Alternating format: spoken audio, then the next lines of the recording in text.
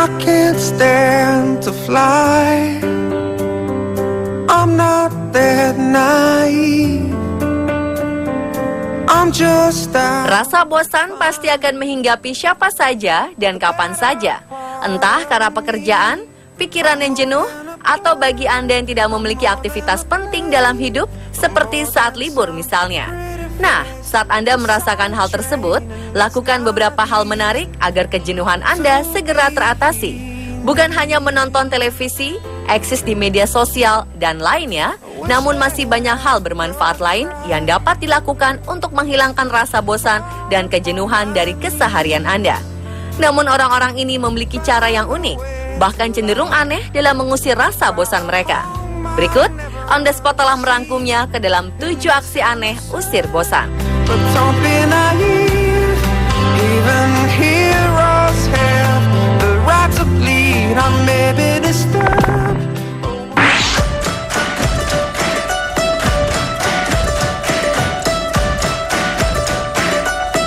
Seorang pria Inggris mengaku bosan menjadi manusia.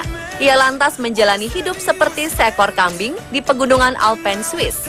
Thomas Tweeds, seniman grafis asal London, menggunakan kaki palsu khusus agar bisa berjalan dengan 4 kaki. Gagasan menjadi kambing itu muncul ketika pria berusia 34 tahun itu menjaga anjing kerabatnya yang tampak gembira dan bahagia berada di dunia ini.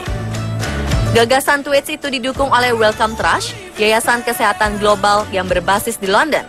Tweeds pun menghabiskan waktu 9 bulan untuk mengeksplorasi potensi sebagai seekor kambing atau berusaha semirip mungkin dengan hewan berkaki 4 itu. Awalnya ia juga ingin membuat perut palsu yang memungkinkannya mencerna rumput.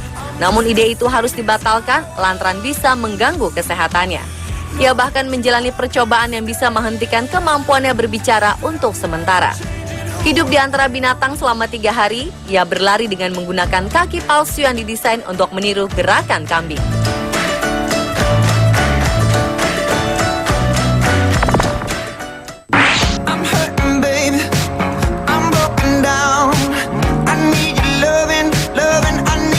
Pasangan suami istri Mandy dan Gary Jones ini menghabiskan waktu bersama mereka dengan gaya hidup tahun 50-an. Mandy mengungkapkan bahwa hidup dengan gaya tahun 50-an telah menyelamatkan pernikahannya. Meski terlihat kuno, ia ternyata sangat menikmati waktu yang dihabiskannya untuk memasak, bersih-bersih, dan kegiatan menambal kaos kaki suaminya. Mandy yang berasal dari Tamworth, Staffordshire, mengatakan bahwa kembali ke masa lalu telah menyelamatkan kehidupan pernikahan yang dulu menghadapi jalan buntu. Wanita yang bekerja sebagai juru masak paruh waktu ini juga berpendapat bahwa semua wanita seharusnya mengadopsi gaya hidup tahun 50-an jika ingin suaminya merasa bahagia. Mereka mengaku menyukai semua hal tentang era 50-an, dari mulai pakaian hingga cara menjalani hidup. Akibat bosan dengan kehidupan sehari-harinya, Mandy mengatakan bahwa ia ingin melakukan sesuatu yang benar-benar berbeda untuk menyelamatkan pernikahannya. Untuk mengalahkan rasa bosan dan juga rasa jenuh itulah, mereka pun memutuskan untuk mengubah gaya hidup mereka. Pasangan ini lalu mendekorasi rumah mereka dengan gaya 50-an. Dan bukan hanya dekorasi rumah saja yang dibuat khusus dengan gaya 50-an, gaya berpakaian dan gaya rambut mereka pun benar-benar memiliki tampilan retro.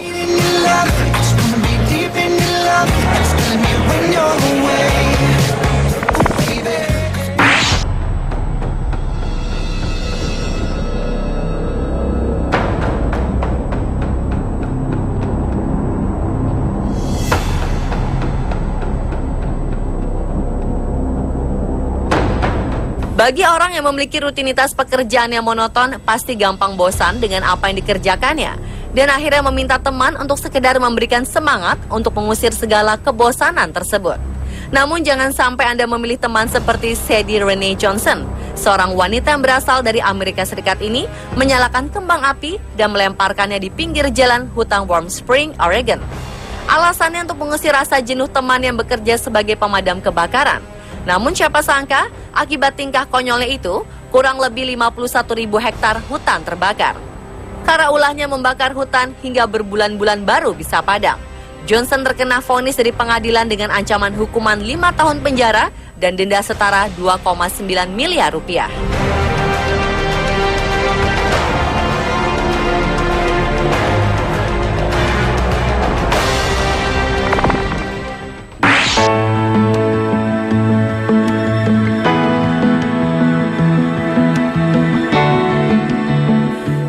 gadis berusia 24 tahun melakukan sesuatu hal yang tidak biasa. Pasalnya gadis bernama Ting Tien ini memutuskan untuk menjadi seorang biarawati di usia muda. Tien rela meninggalkan kehidupan mewahnya hanya untuk mencari kedamaian batin.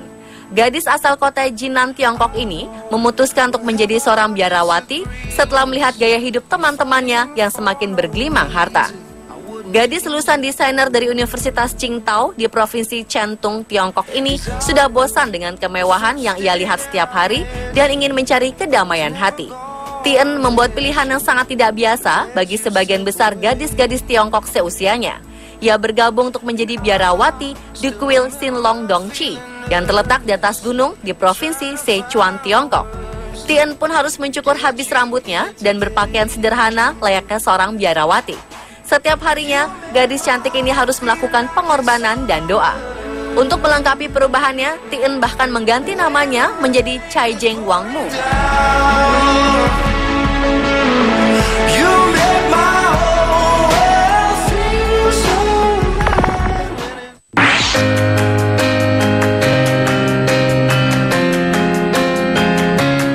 She turns wine to water. Seorang wanita asal Inggris merasa bosan hidup menyendiri, lalu melakukan pernikahan dengan dirinya sendiri. Ini adalah kali pertama di Inggris seseorang menikahi dirinya sendiri. Tak tanggung-tanggung, Grace Gelder bahkan membuat sebuah acara lamaran di sebuah taman di Inggris yang dihadiri oleh 50 orang. Dalam prosesi tersebut, Gelder melamar dirinya sendiri. Pernikahan pun digelar di pedesaan Devon, 372 km di sebelah tenggara ibu kota London. Tamu undangan rata-rata sahabat dan keluarga dekatnya hadir dalam acara tersebut, lengkap dengan baju pengantin yang dipakai Grace. Ada pula jamuan makan, hiburan, hingga ritual melempar bunga, persis seperti perayaan pernikahan lainnya. Saat masuk momen mencium pasangan, Grace memilih untuk mengecup kaca. Setelah 6 tahun hidup menyendiri, nampaknya ia sudah terlalu mencintai dirinya sendiri, sehingga sangat sulit untuk mulai membuka hubungan dengan orang lain. Menurut Gelder, setelah dirinya menyatakan akan menikahi diri sendiri, banyak komentar miring muncul. Salah satu komentar tersebut adalah bahwa Gelder terlalu narsis. Pernikahan yang berlangsung di awal tahun lalu tersebut memang tidak tercatat di catatan sipil Inggris. Namun Gelder menyebut dirinya tetap bahagia karena saat ini dirinya adalah seorang wanita yang sudah menikah. Ooh, she's my best friend. She's standing right beside me. I've waited my whole life for somebody to find me.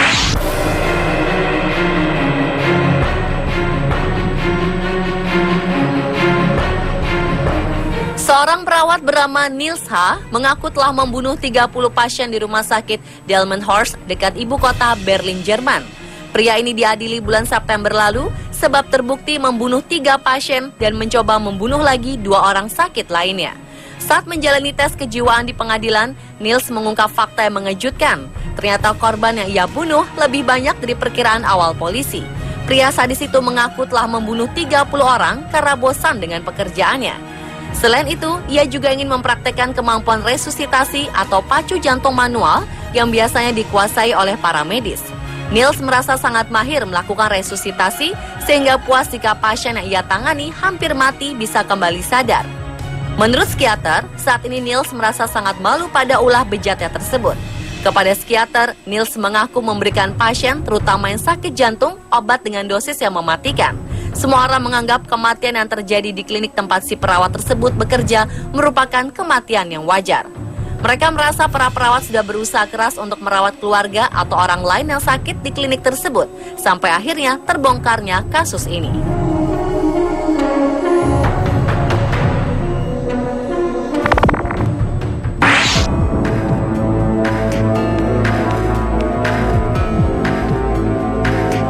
Seorang pria bernama Valery Spiridonov menderita penyakit langka yang sering disebut dengan Wernicke-Hoffmann, di mana penyakit ini menyerang saraf otot tulang belakang dan kepala. Berencanakan untuk melakukan transplantasi kepala pada akhir tahun 2015. Bagi Valery, rencananya itu sudah sangat bulat. Ia merasa sangat tersiksa dan bosan dengan penyakit yang dideritanya. Niat untuk melakukan transplantasi kepala itu sendiri semakin bulat ketika seorang dokter bernama Sergio Canavero mengaku bahwa ia memiliki kemampuan melakukan operasi bedah transplantasi kepala. Meskipun risiko yang dihadapi sangat besar, Valery mengaku tidak takut dan goyah untuk melakukan pengobatan. Ia ingin sekali sembuh dari penyakitnya dan merasakan kebahagiaan seperti orang lain pada umumnya.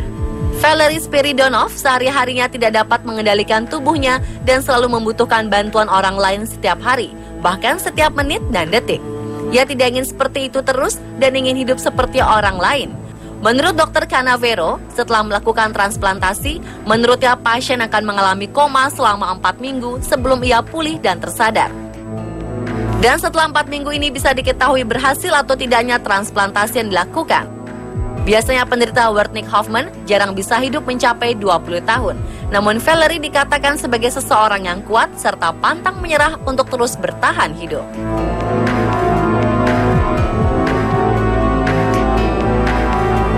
Dan pemirsa, itulah ketujuh aksi aneh usir bosan versi On The Spot.